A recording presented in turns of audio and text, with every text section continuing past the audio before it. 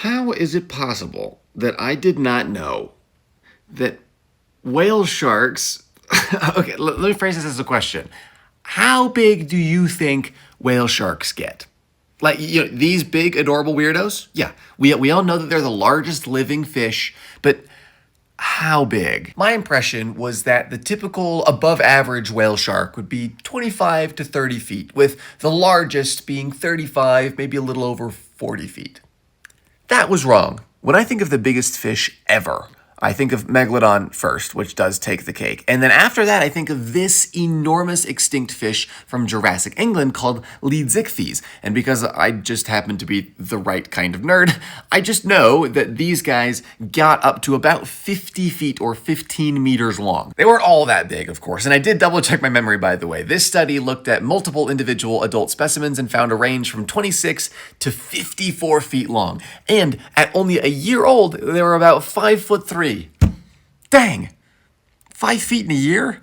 It's a big fish. But anyway, the real kicker that trips me up is the next line. Estimates for the length of Leedsichthys compare well with the lengths of other big fish like basking and whale sharks. Excuse me? What do you mean 26 to 54 feet compares well with whale sharks? Huh? Well, it turns out the most reliable measurement for a whale shark individual was 18.8 meters. That's 62 feet. A fish.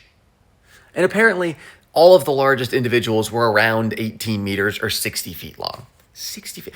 Of course, most of them don't get remotely that big, but still, 60 feet. Most whales don't get that big. I've been lucky enough to have seen southern right whales and humpback whales, and when they get up close, they are literally unbelievably enormous. And apparently there's a fish that gets that big.